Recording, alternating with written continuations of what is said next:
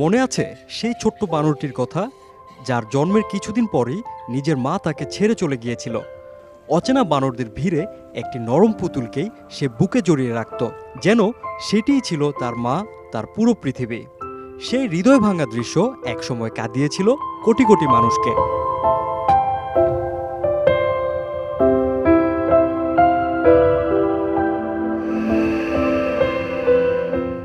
আর আজ ছোট্ট পাঞ্চের প্রথম জন্মদিনে তাকে শুভেচ্ছা জানাতে চিড়িয়াখানায় ভিড় করেছেন অসংখ্য মানুষ। বিশ্বের নানা প্রান্ত থেকে এসেছে ২৫০০-এরও বেশি ভালোবাসার চিঠি। যে ছোট্ট প্রাণীটি একদিন ভালোবাসার জন্য একটি পুতুলকে আঁকড়ে ধরেছিল, আজ তাকে ভালোবাসায় জড়িয়ে ধরেছে পুরো পৃথিবী।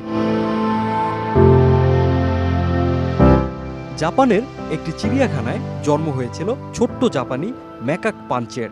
জন্মের কিছুদিন পরই অজানা কারণে তার মা তাকে লালন পালন করা ছেড়ে দেন। অসহায় পাঁচকে তখন চিড়িয়াখানার কর্মীরাই আদর যত্নে বড় করে তোলেন।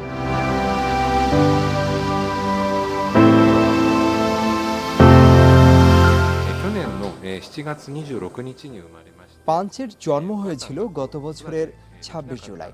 তার মা তাকে বড় করতে পারেননি, তাই আমাদের কর্মীরাই তাকে যত্ন নিয়ে বড় করেছেন। পরে তাকে অন্য ম্যাকাকদের দলে ছেড়ে দেওয়া হলে শুরু হয় নতুন যুদ্ধ। অচেনা পরিবেশে ভয় একটি নরম ওরাং ওটান পুতুলি হয়ে ওঠে তার একমাত্র সঙ্গী। যেখানেই যেত সেটিকেই বুকে জড়িয়ে রাখত। কিন্তু বড় বানরদের ধমক আর অবহেলার মধ্যেও সে হার মানেনি। ধীরে ধীরে নতুন পরিবেশের সঙ্গে নিজেকে মানিয়ে নেয়। ছোট্ট প্রাণীটির এই সংগ্রামের ভিডিও ছড়িয়ে পড়ে সামাজিক যোগাযোগ মাধ্যমে। বিশ্বের লাখো মানুষ পাঞ্চের মধ্যে নিজেদের জীবন যুদ্ধের প্রতিচ্ছবি খুঁজে পান।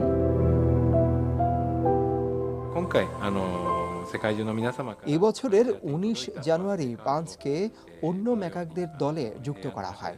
খেলনা ওরাং ওটানটি সঙ্গে নিয়ে ঘোরার দৃশ্য শুধু জাপানেই নয়, সারা বিশ্বের মানুষের হৃদয় ছুঁয়েছে।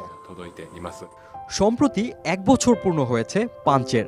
তার জন্মদিনে চিড়িয়াখানায় মানুষের ভিড় ছিল চোখে পড়ার মতো। বিশ্বের বিভিন্ন দেশ থেকে এসেছে ২৫০০-এরও বেশি শুভেচ্ছা কার্ড ও ভালোবাসার চিঠি। আর সবচেয়ে আনন্দের বিষয় হলো যে পাঞ্চ একসময় একটি পুতুলকে আঁকড়ে ধরে সাহস খুঁজে পেত, আজ সে আর একা নয়, অন্য বানরদের সঙ্গেই আনন্দের দিন কাটাচ্ছে।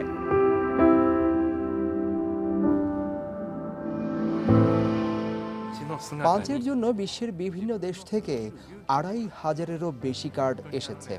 এত বেশি কার্ড এসেছে যে সবগুলো একসঙ্গে প্রদর্শন করা সম্ভব হয়নি।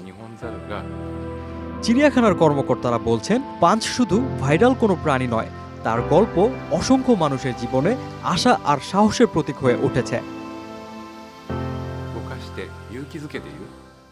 অনেকে আমাদের বলেন পাঞ্চকে দেখে তারা জীবনে নতুন সাহস পেয়েছেন। তার মানসিক দৃঢ়তা থেকে আমাদেরও অনেক কিছু শেখার আছে।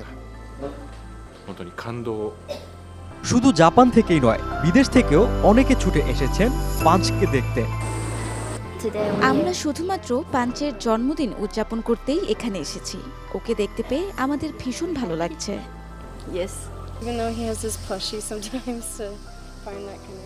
মানুষ সবসময় ভালোবাসা আর আপন একটা সঙ্গ খোঁজে।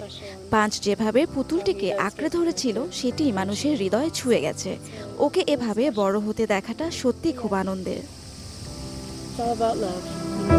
একসময় যে ছোট্ট বানরটি একটি পুতুলকে জড়িয়ে নিরাপত্তা খুঁজত, আজ তার পাশে আছে অসংখ্য মানুষের ভালোবাসা। তাই পাঞ্চের গল্প শুধু একটি বানরের নয়, এটি ভালোবাসা, সাহস আর নতুন করে জীবনকে আপন করে নেওয়ার গল্প। পাঞ্চের গল্প যদি আপনার হৃদয় ছুঁয়ে যায়, তাহলে মন্তব্যে আপনার অনুভূতি জানাতে ভুলবেন না। Desk report, hello Bangladesh.